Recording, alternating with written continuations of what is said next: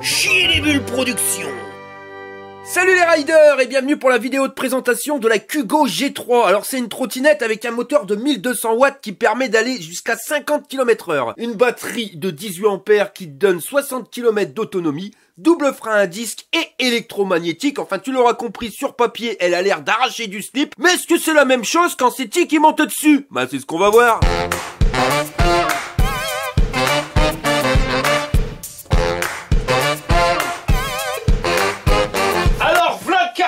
Tu le reçois pour une trottinette, c'est énorme, 31 kilos. Alors après, c'est énorme, mais pour une trottinette qui normalement, elle arrache ton slip, mon pote, quelque chose de pépère. De toute façon, Kugo Kirin, ça veut dire ça. Ça veut dire accrochette marronne Jean-Pierre. Je te le dis, je vais claquer une soupe. Voilà. Allez. Bordel. Et on va rouvrir le deuxième carton. Alors c'est marqué dessus, fous pas ça à la poubelle parce que ça va te servir si jamais il y a du service après-vente. Voilà. C'est la traduction express. Déjà pour commencer, j'aime bien, c'est pas du polystyrène, c'est de la bonne mousse là qui fout pas de bordel partout. Là, on a une petite avalise, tu vois. Là, c'est les machins de grossesse là pour leur maquillage. Et puis il reste, je vais le sortir. Hein. On va faire un truc tranquille quand même. On va éviter de faire le gros bourrin.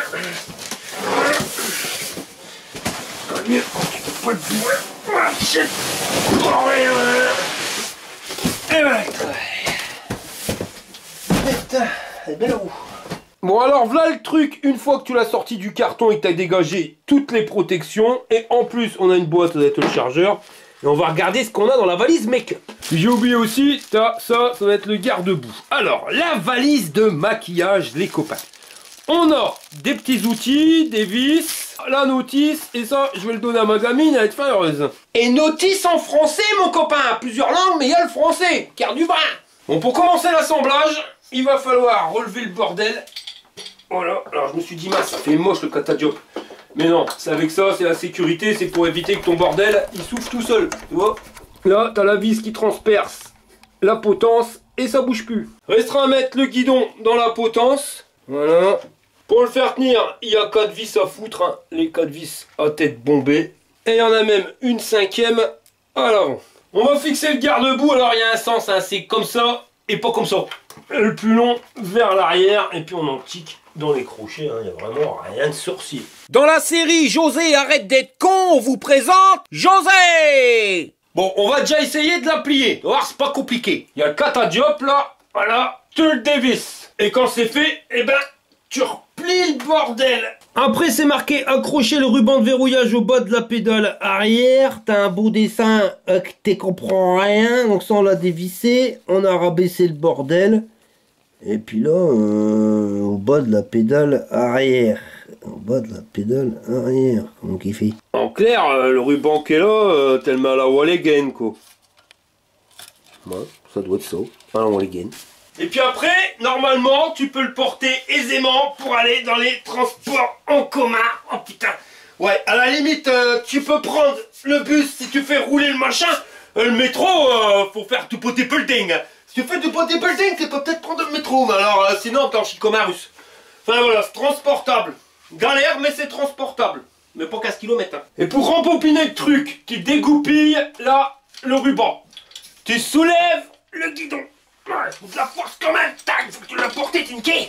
Voilà. Et puis après, t'as bien compris le système. Tu revisses le catadiop. Ça fait un peu primaire. Mais à mon avis, ça bouge pas. Bon, l'engin est monté. Alors, châssis en aluminium qui pèse 25 kg. On a une batterie qui va se situer dans le deck ici, donc 52 volts, 18 ampères, on arrive bientôt à 1000 watts de batterie. Et comme tu peux le voir, le deck il est super bien large, hein. Ça là-dessus, c'est confortable. On a un ch'ti garde-boue en plastoc sur la roue arrière, frein à disque à l'arrière, avec le moteur qui se situe ici. Donc sur une jante de 10 pouces et demi, à savoir que le moteur c'est du 1200 watts. Normalement vitesse max 50 km/h, mais j'ai vu que c'est marqué sur internet qu'en France c'est 25 km/h. Alors est-ce qu'ils nous l'ont bridé à 25 pour le marché français? On le verra pendant le test. La pédale là pour mettre ton pied quand tu vas aller à fond les manettes. À l'arrière, donc on est sur des jantes 10 pouces. Sur internet ils ont marqué 10,5, mais là je vois le pneu 10 par 2,75. Donc ça doit être du 10. Le moteur il est là, il fait 1200 watts et on a un frein à disque en diamètre 140. Donc frein à disque avec un câble et ici on a un magnifique garde-boue. À l'avant on a la même rolle, hein, donc du 10 pouces en 2,75. Frein à disque toujours en 140, toujours frein à disque à câble. Et les pneus, comme tu peux le voir, il y a des rudes crampons. Ça, c'est fait pour aller dans la merdoule, mon copain. Il y a une suspension à l'arrière. Alors, on voit pas de trop. À mon avis, ça doit être dans l'axe. Et si tu regardes bien à l'avant, bah, c'est le même principe.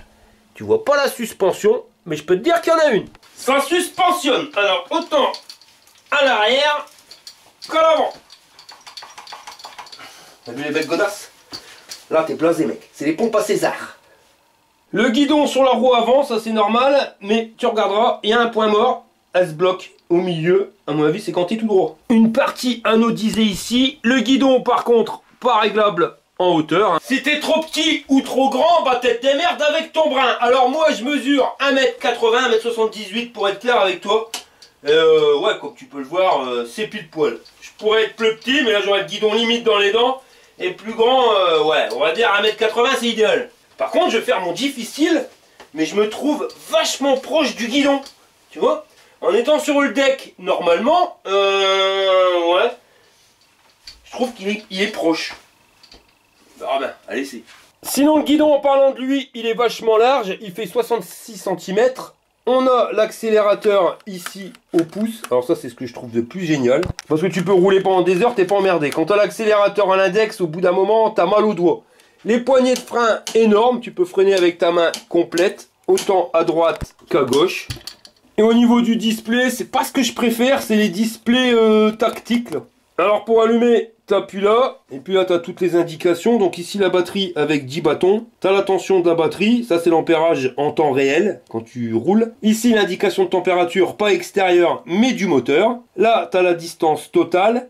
La vitesse en temps réel. Ici, on a le mode d'assistance, donc 3. Tu peux le changer, donc ça c'est km/h. Alors quand tu appuies sur 7, c'est tout simplement pour changer km/h ou miles. Si tu appuies longtemps, voilà, là c'est, il faut lancer la trottinette pour qu'elle démarre. Tu appuies, tu accélères, elle démarre. Ah non, c'est l'inverse. Donc ça, il faut que tu la lances pour qu'elle démarre. Et si tu appuies, voilà, bordel de merde. Et là... elle part tout seul, ça c'est limite dangereux. Le mode, c'est pour changer les modes d'assistance, tu vois, 1, 2 ou 3. Voilà, tu as le régulateur de vitesse, tu peux l'activer ou le désactiver en appuyant sur mode longtemps. Là, au bout de 5 ou 6 secondes, la vitesse, elle restera telle quelle, tu pourras lâcher l'accélérateur, ça ira tout seul. Tu appuies, c'est bon, et là, c'est light, la lumière, t'allumes ou t'éteins. C'est quoi? Il y a plusieurs positions, il y a plusieurs positions de lumière. Quoi ce bordel? Donc position simple, t'as rien qui s'allume à l'avant, hein, parce que les feux ils sont là, un là, mais t'as une petite lumière à l'arrière. Si on appuie sur light, position 1, donc une lumière à l'avant, de l'autre côté c'est la même chose, et à l'arrière ça s'éteint. Et quand je freine, voilà, quand je freine ça clignote. Et si je rappuie sur light, on est en mode 2. À l'avant, j'ai pas l'impression que ça change grand chose. Par contre, à l'arrière, j'ai la lumière d'allumer. Et si je rappuie, on vient en position 3. Bon, là, il faudra me dire ce que ça change. Ce qu'on va faire, on va le faire dans le noir. Je vais poser le caméscope et je vous dirai les fonctions, puis on verra ce que ça change. Mettre comme ça, parce que à l'arrière, je trouve que ça flash pas beaucoup. Tu vois l'arrière, là? Non, voilà. Et là, tu vois l'arrière? Tu vois rien. Bon, faut bien faire gaffe à l'arrière, hein. T'as vu, on voit pas super. Donc là on est en mode 3, on va mettre en mode rien du tout, c'est noir. En mode 1, donc tu as juste la lumière à l'arrière. Quand tu mets en 1, voilà, ça éclaire un peu pas mal. Si tu mets en 2, par contre à l'arrière c'est éteint. En 2, à l'avant ça change rien, mais à l'avant, à l'arrière ça s'est mis en route. Et si on met en 3, allez, oh il y a une lumière qui vient sur le côté. C'est ça là. Oh, c'est la lumière sur le côté. T'as une belle bande. Voilà, c'est cette bande là qui est lumineuse. Donc ouais, c'est vraiment des histoires. Ils auraient mis un seul mode avec tout qui s'allume, on aurait été aussi bien content, hein. Le stop, la bande sur le côté et l'éclairage à l'avant.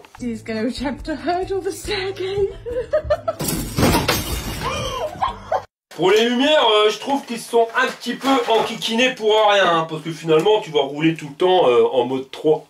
Donc tu es obligé d'appuyer 3 voire 4 fois sur le bouton lumière pour avoir la lumière. À quoi ça sert de mettre la lumière sans mettre la lumière à l'arrière? À quoi ça sert de mettre la lumière à l'arrière sans mettre la lumière à l'avant? Surtout que la lumière à l'arrière, elle arrache pas du slip. Autant à l'avant ça éclaire bien, qu'à l'arrière, ouais, bof. Au niveau du câble de chargeur, tu vois, on est à un bon 1,10 m, donc entre ta prise et le chargeur qui est quand même assez lourd. Et au niveau du chargeur à la trottinette, ouais, t'as 1 m max. Le chargeur, c'est un chargeur de 58 volts en 2 ampères, donc en sachant qu'on a une batterie de 18 ampères, t'es bon pour minimum 9h30, voire 10 heures de charge. Donc ce qu'on va faire, bah, on va le charger, puis après on le testera. Et le bitonio de charge, tu le mets ici. Alors tu vois, t'as un petit truc en silicone pour éviter d'envoyer la merde. Tu le mets dedans et ça charge. T'as branché tous les câbles là, Monique? Oh oui, mon Jean-Claude. Alors accroche-toi, te marronne, je vais appuyer sur le bitonio. C'est l'heure du test.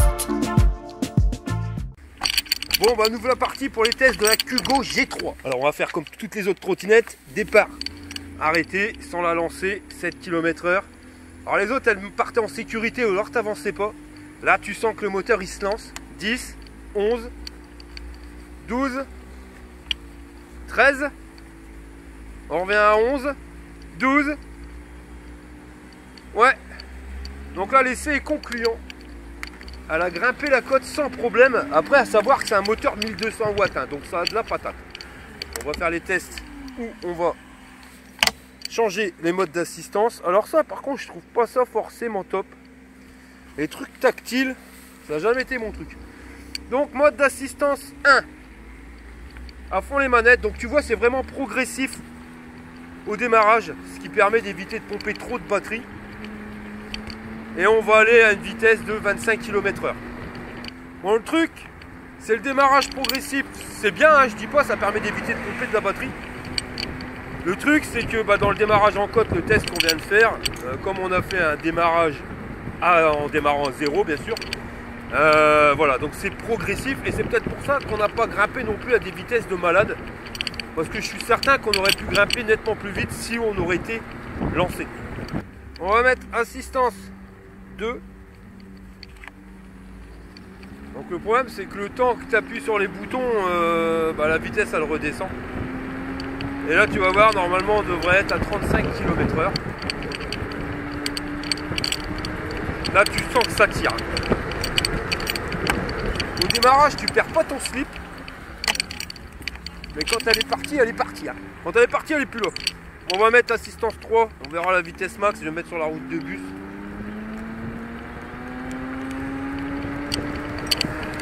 Alors la petite pédale à l'arrière, c'est pas mal pour éviter de reculer trop quand tu accélères. Le petit défaut que je pourrais reprocher au deck, c'est qu'il est assez large. Là-dessus, il n'y a pas de souci. Mais le problème, c'est que je le trouve pas assez long. J'aime bien avoir un pied devant l'autre et c'est pas évident.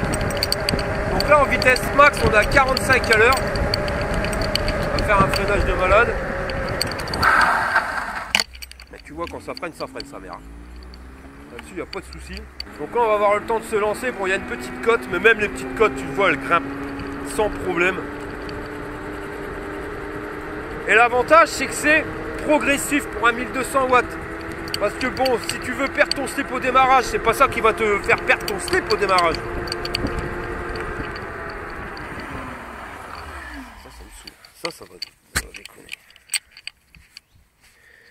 Je vais remettre l'étiquette là. J'ai peur qu'elle vienne taper dans le micro. Et que ça nous fasse un bruit pas possible. Voilà. Allez, on est reparti. Donc je te disais, tu vois, au démarrage, c'est pas brutal. Alors, on pourrait dire, ouais, on préfère quand ça arrache du slip. Deux choses. La première, c'est quand ça arrache du slip, c'est tellement violent. J'en ai une, elle est super violente. Là, tu pars en arrière à chaque fois, c'est des à-coups et c'est pas forcément agréable à conduire. Et la deuxième chose, c'est qu'il ne faut pas oublier qu'il n'y a qu'un moteur qui est motorisé. C'est un moteur de 1200 watts. Quand tu veux envoyer du steak, tu vois, un moteur à l'avant et un moteur à l'arrière, c'est pas plus mal, je trouve que ça accroche mieux la route. Là, le moteur il est à l'arrière, donc on est sur un mode propulsion, hein, si on peut comparer avec une voiture. Bah, j'ai pas besoin de sortir en mode sub pour savoir que les voitures en 4 roues motrices, elles tiennent mieux la route que les propulsions.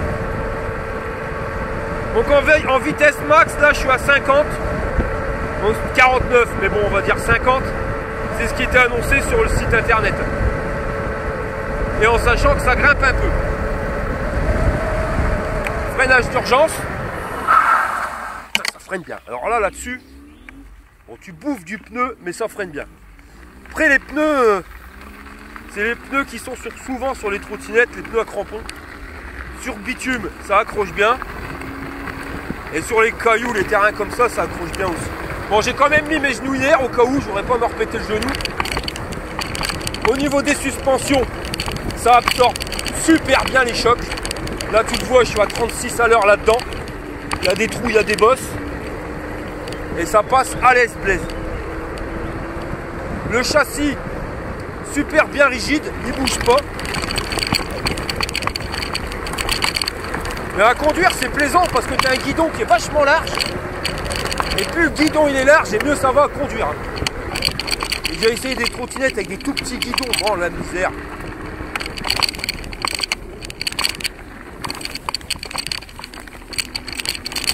Là, ça. Là, le terrain est vraiment pourri. Bah, je dis pas, hein, je sens, hein, ça remue un peu. Mais ça n'a rien à voir. Les suspensions, elles font vraiment bien leur taf. C'est marrant parce que c'est des suspensions que tu vois pas. Et voilà. T'as vu comment tu passes les bordures? Bon, après tu soulèves un petit peu le guidon. Mais ça passe à l'aise-blaise, ma copain. Allez, je vais vous emmener au bois des dames. Là normalement ça devrait envoyer du lourd. Bon, après faire gaffe hein, parce qu'on est sur des jantes de 10 pouces. Donc ça passe bien, mais il ne faudrait pas non plus arriver dans des chemins de tracteur. Mais c'est plaisant parce que là je suis à 50 à l'heure. Il fait chaud. Et ben t'es refroidi avec le vent. Le moteur là il est à 58 degrés. Je suis en train de pomper 26 ampères. Et il me reste 51 volts à la batterie. Alors le panneau de contrôle c'est pareil, c'est génial quoi. Au moins tu sais tout sur l'état de ta trottinette. C'est bien la première fois que je vois la température et tout indiqué sur la trottinette. Hein. Même sur le vélo.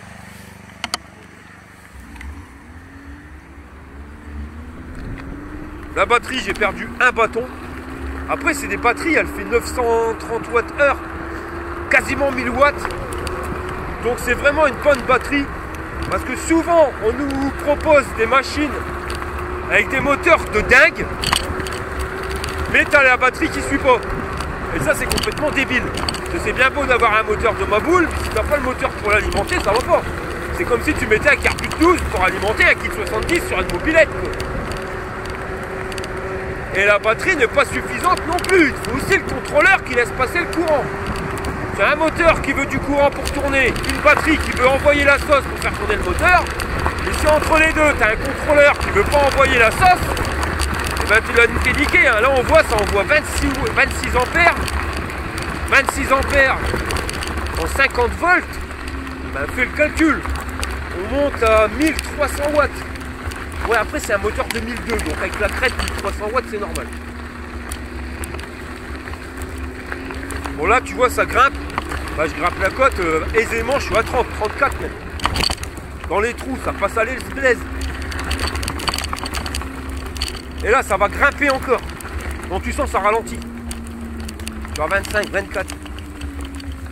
Et là ça grimpe encore plus raide. Bon bah là tu le vois. Là je suis à 12. Bon là faut descendre. On va arriver à une certaine vitesse. Elle galère, enfin une certaine inclinaison de pente. Mais là on est bien raide. Bon allez, on va tester un terrain de bicross. On va voir ce que ça donne. Oh la vache! Ah ouais! Attends, je vais repérer le frein avant. Voilà. Et le frein arrière. On va pas se péter la saucisse. Oh ça passe! Ouais, je vais pas te mentir, je suis pas franc.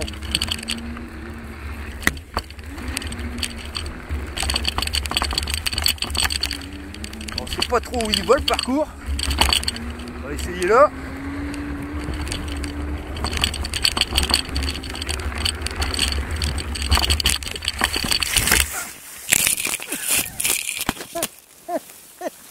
j'ai fait gamelle. Ah, putain.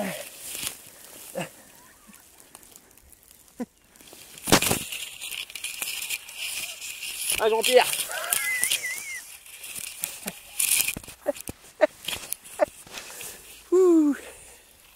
Ça pique.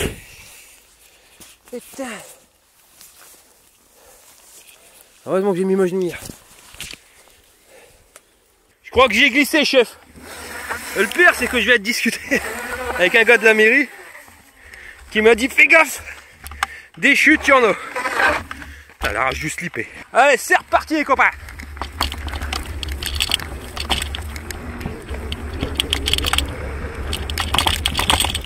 Ah, qu'il y a des trous puis des bottes.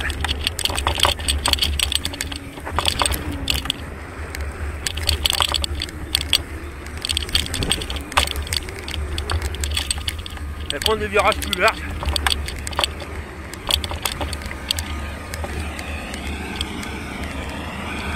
On a déjà fini.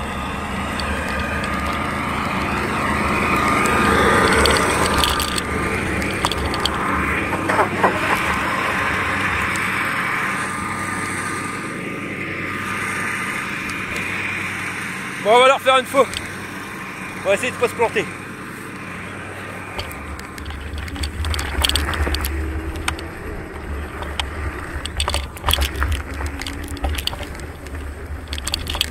Toi, ce que je te disais, la position quand t'es là-dessus, t'es carrément limite à genoux. Oh putain, là aussi je suis à genoux.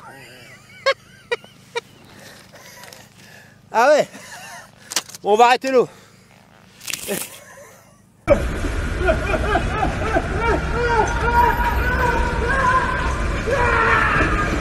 Bon bah voilà les gars, nous voilà pour le débriefing de la trottinette, la Kugo G3.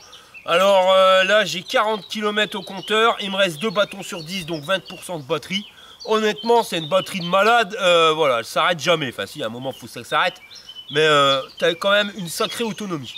Alors pour revenir là-dessus, c'est une trottinette qui est vraiment, comme c'est indiqué sur internet, faite pour le off-road, il n'y a pas de souci là-dessus. Tu peux t'en servir pour te balader en ville, machin bidule. Bon, même si c'est quand même interdit de rouler à plus de 25 km/h sur la voie publique avec la trottinette. Mais si tu le mets en mode 1, tu arrives à rouler à 25 à l'heure. Ça, c'est bien foutu. Si tu as certaines machines où tu n'arrives pas à les avoir, les 25, là, tu y arrives. Et quand tu arrives sur des chemins off-road, là, tu peux te permettre de mettre en assistance 2, 35 km/h ou en assistance 3, 50 km/h. Bon, enfin, après, faut faire gaffe hein, parce que je me suis bien niqué. D'ailleurs j'avais des genouillères mais il faut un pantalon qui va avec tu vois parce que ça protège juste sur l'impact sur le cou. Mais après ça glisse et tu te niques quand même bien la jambe. Mais bon c'est les risques du métier comme on dit. Mais non j'ai pris un panard phénoménal à conduire cette trottinette là. Je prends plus un panard je vais vous dire en off-road quand tu dois décoller les bosses, quand tu dois passer dans des chemins un peu chaotiques que sur la route. Parce que sur la route je la trouve au niveau du deck trop petit. T'es trop près du cadran d'un tactile. En plus le tactile c'est pas forcément ce que je préfère. Et il s'avère que avec ma penche quand je freine, eh ben, le ventre il vient toucher sur les boutons et je direct tout. Je fous le brin. Bah merde, il faut que je me mette à côté d'une scierie. Bon bah tant pis on va continuer là. Donc voilà. Mais sinon ouais en off-road rien à dire. Les pneus ils accrochent terrible. Non c'est vraiment un panard phénoménal. Donc en termes de robustesse on va la noter. Je lui mettrai sans problème 8 Shburns. J'aurais pu mettre 9 Shburns sur 10 parce que tu vois que le châssis il bouge pas. Les suspensions elles sont, enfin voilà quoi, c'est pas un truc qui claque. T'es nickel. Le seul truc qui me fait peur, et je vais pas te mentir, c'est l'écran tactile. Le tactile j'ai jamais aimé. Tu vois, je préfère un bon bouton marche arrière, un truc que tu appuies dessus avec un contact électrique derrière. Là le tactile, ouais bof. Hein, surtout que quand il pleut. Je vous dis ça parce que j'ai testé la S4 qui est exactement de chez Kugo, qui a exactement le même cadran. Et quand il pleut ou qu'il y a de la poussière sur ton cadran, tu passes un coup de ta main. Et on va duty, t'as tout déréglé le bordel. Donc ça c'est assez chiant. En termes de plaisir de conduite pour la conduite, je vais lui mettre 8 Shburns sur 10, c'est pareil. Parce que en off-road, il n'y a rien à dire, c'est la galette, elle encaisse tous les chocs. Le guidon pour un mec qui fait 1m78 comme moi, il est nickel, il est bien taillé. Bon certes, t'as pas le guidon réglable. Donc si t'es trop petit ou trop grand, tu risques de galérer. Trop grand plus que si t'es trop petit. Parce que vu la taille du deck, ça risque d'être la misère. Mais sinon, voilà, les indications sur l'écran, t'es bien content de les avoir. La température du moteur pour éviter que ça chauffe. l'ampérage, tout ce que tu consommes. Enfin, vraiment, même au niveau de l'accélérateur au pouce, c'est 10 fois mieux que quand tu as l'accélérateur à l'index. Parce que moi, celle que je suis en train de tester, la 2 fois 1000 watts, accélérateur à l'index. Mais c'est tellement brutal le truc. Je vais monter le son parce qu'il va nous emmerder. C'est tellement brutal l'accélération que tu pars tout le temps en arrière dès que tu accélères. Parce qu'il envoie les watts du début. Et tu pars en arrière. Donc ton index, il part en arrière. Donc plus que tu accélères, plus que tu accélères. Et c'est vraiment pas plaisant, je te jure. Surtout quand la batterie, elle est neuve, quand tu viens de la recharger à fond. Elle a tellement de patates que tu n'arrives pas à démarrer, à être fluide au démarrage. C'est tout de suite des à-coups. Alors tu pars d'un coup, tu freines, ça ralentit, tu repars. C'est vraiment pas agréable. Alors que le système qu'ils nous ont mis avec un démarrage progressif, eh ben sur les démarrages, je trouve ça génial. Par contre, ça a ses points faibles, c'est quand tu fais un démarrage en côte. Là, c'est assez chiant parce que tu n'arrives pas à la lancer. Elle a la patate pour pouvoir grimper des côtes, mais si vraiment tu n'es pas lancé avant d'arriver dans la côte, bah, tu galères un peu à monter la côte. Voilà, tu vois, il y a du bien et il y a du moins bien. Au niveau du confort, le deck qui est petit, c'est chiant pour aller faire tes courses, parce que tu es vite mal à l'aise. Par contre, en mode off-road, bah, tu es bien content de l'avoir. Parce que, comme les roues, elles sont rapprochées, celles de l'avant et celles de l'arrière, quand tu grimpes des côtes, enfin des bosses comme on l'a vu sur le terrain de Bicross, bah, ça te permet de gravir ces côtes-là sans que tu aies le deck qui raccroche. Celle que je suis en train de tester, le deck il fait, j'ai dit le double mais j'exagère, mais il fait bien ouais, un bon 20-25 cm de plus. C'est bien quand tu vas à la boulangerie, quand tu vas faire tes courses, parce que tu es à l'aise blesse, tu vois. L'inconvénient, c'est que quand tu grimpes des côtes qui sont bien raides, enfin des bosses, et ben quand ta roue avant elle a franchi la bosse, la roue arrière elle l'a pas encore franchi, bah tu es un peu bloqué parce que le deck il frotte. Et ça c'est chiant, parce que tu as le deck, après tu as la béquille, enfin voilà. Pour le off-road, vaut mieux une trottinette qui soit plus petite. Donc je lui mettrai en termes de plaisir de conduite 8 burnes sur 10. Au niveau puissance moteur, on est sur un moteur de 1200 watts. Il est puissant, il n'y a pas à dire. Le truc c'est que c'est quand même un petit peu moins bien que quand tu as deux moteurs, un moteur à l'avant et un moteur à l'arrière. Au niveau accélération, tu sens que tu as plus de grip quand tu as deux moteurs. Bon, là ils ont mis 1200 watts sur un moteur. Tu sens quand même que ça arrache. De toute façon on a vu, hein, on a grimpé la côte au démarrage. On l'a grimpé sans problème. Donc je lui mettrai en termes de puissance 7 burnes sur 10, à ce qu'elle vaut bien. Au niveau autonomie, ben voilà le délire, c'est qu'on a une batterie qui fait quasiment 1000 watts, 930 watts heure. C'est une batterie qui est vraiment bien adaptée à ce type de moteur, parce qu'on a un moteur de 1200 watts, donc on va arriver à l'alimenter, parce qu'avec les crêtes, on va monter plus haut. Donc ouais, je dirais autonomie, on a fait quoi, 40 km et il me reste 2 bâtons. Donc on peut aisément faire 45 km avec. On avait dit tu fais 5 km avec ta trottinette à 1 burnes. Donc 45 km, on peut lui mettre donc 9 burnes sur 10. Au niveau rapport qualité-prix, bah vous voyez les copains, on est sur une machine qui vaut 1000 balles. Donc ça représente quand même un sacré budget. Mais il faut être honnête, pour ce qu'il y a à l'intérieur, je trouve que c'est pas si cher que ça. Je lui mettrai aisément 8 burnes sur 10 et je vais t'expliquer pourquoi. Parce qu'on a une batterie qui fait quasiment 1000 watts. Donc 48 volts. 18 ampères de mémoire, c'est énorme. Voilà quoi, c'est le prix de la batterie, il va valoir, si tu l'achètes au détail le jour où elle est morte, tu vas cramer sur minimum 500 balles pour acheter ta batterie. Donc ça te fait une machine finalement qui coûte 500 balles, sans batterie, avec un moteur de 1200 watts, un écran tactile même si on l'aime pas, avec des indications, on croirait qu'on est dans un Airbus. Tu vois le machin, il est fiable de chez fiable. Le truc pour le replier, tu vois, c'est un système à la con, c'est une vis. Mais au moins, tu es sûr, ça bouge pas sa mère, tu vois, la vis, elle est engagée dedans. Le truc, il bouge pas. Hein. Il y a beau y avoir des fois des systèmes avec des leviers, des goupilles et tout. Mais au final, bah, tu sens que tu as du jeu. Là, il n'y a pas de jeu du tout. Voilà. Donc, on est sur du double frein à disque. 1000 balles, quand tu regardes bien tout ça, non, on n'est pas cher. Parce que tu peux avoir des trottinettes qui vont te coûter moins cher. Tu auras à peu près la même configuration au niveau moteur, mais c'est bien beau d'avoir un moteur qui est puissant. Il faut avoir derrière le contrôleur qui suit, parce que c'est souvent là-dessus qu'ils arrivent à baisser les prix, et la batterie qui permet d'envoyer les watts. Parce qu'avoir un moteur de 1200 watts, si tu as une batterie qui fait 500 Wh, même si on va me dire, ouais, il y a les puissances de crête. Ouais, avec les puissances de crête, tu vas réussir à l'alimenter, mais tu vas faire 10-15 km et tu n'auras plus de batterie. Là, on fait 40 km d'autonomie. Quand même, toi, c'est énorme. Celle que je suis en train de tester, la 2 fois 1000 watts, j'ai une batterie ouais, qui doit faire à peu près 1000 watts. Mais voilà, tu as une batterie de 1000 watts pour une trottinette qui en fait 2000. Donc 20 km et la batterie elle est torchée. Hein, je vais à Béthune boire un café, je reviens, terminé, j'ai plus d'autonomie. Là, j'ai fait le con ici, en mode off-road, j'ai fait à peu près une vingtaine de kilomètres, et je me suis permis d'aller boire un café à Béthune et de revenir. Bon, ça, je te l'ai pas filmé, mais je l'ai fait. Donc, on est à 40 km, et il me reste encore 2 bâtons. Alors, je t'ai dit 45 km, mais c'est peut-être plus. Donc, pour une machine qui vaut 1000 €, bah non, je trouve que c'est pas cher, hein, parce que quand on voit que dans le commerce, des fois, on a des trottinettes à 400 balles qui tiennent que 10 km, là, voilà, quoi. Et puis, attention, hein, t'en vaut du lourd, hein, parce que j'étais vraiment méchant au niveau de la vitesse, je ne l'ai pas testé à 25 km/h. On a bien vu, je l'ai poussé. Et j'ai grimpé des côtes, donc voilà. Ne sois pas surpris, en plus le bonhomme il fait 96 kg. Si tu l'achètes, si tu fais 80 kg, si tu vas rouler tranquille et détendu dans des terrains qui sont plats, sois pas surpris si tu fais 60 km d'autonomie, ça sera normal. Donc voilà les gars, écoutez, on arrive à la fin de cette vidéo. Je vous remercie d'avoir regardé jusqu'au bout et je vous dis à la prochaine pour une prochaine vidéo. Allez, fire! Alors rectification mon copain, parce que la vidéo a été faite au mois de juin, là on est au mois de décembre. Donc la trottinette je l'ai filée à mon pote et qui au bout d'un mois a eu un problème, elle voulait plus du tout accélérer. Donc on a contacté le service après-vente, tu filmes, tu leur envoies, je dis pas, ils réagissent super bien, c'était un problème de batterie, ils nous renvoyaient la batterie.